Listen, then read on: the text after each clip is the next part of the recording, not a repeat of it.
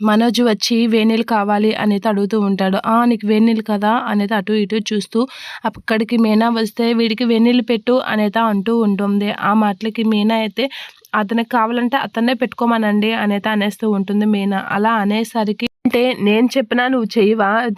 తిరిగి సమాధానం చెప్తున్నావేంటి అని అడుగుతూ ఉంటుంది. ఇక బాలు అయితే ఇందాకటి నుంచి చూస్తున్నాను. ఏంటి వచ్చిన కాడికి అందరూ తనకే పనులు చెప్తున్నారు.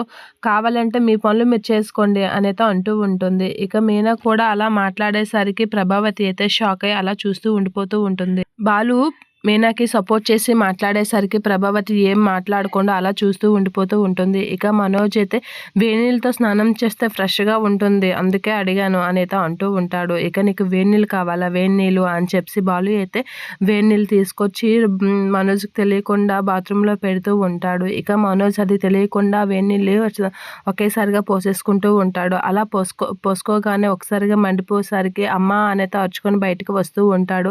అలా బయటికి రాగానే ఏమైందిరా అనేతో అంటూ ఉంటుంది ప్రభావతి. కాలిందమ్మా అనేతో అంటూ ఉంటాడు. ఏంటి కాలడం ఏంటి అని అంటే ఆ వేడినీళ్ళు అడిగాడు కదా, అందుకే వేడినీళ్ళు నేనే పెట్టా అనేతో అంటూ ఉంటాడు బాలు. ఆ మాటలకి మనోజ్ అయితే షాక్ అయ్యి అలా చూస్తూ ఉండిపోతూ ఉంటాడు. ఇక బాలు అయితే మనోజ్ కాసి అలా చూస్తూ ఉంటాడు. నువ్వు వేడినీళ్ళు పెట్టడం ఏంటి అని చెప్పి ప్రభావతి అయితే బాలు కాసి అలా చూస్తూ ఉంటుంది. ఇక ఫ్రెష్‌గా ఉంటాడు అన్నాడు కదా, అందుకే వేడినీళ్ళు పెట్టాను అని అనేసరికి ప్రభావతి, రోహిణి అయితే షాక్ అవుతూ ఉంటారు బాలు చేసిన పనికి.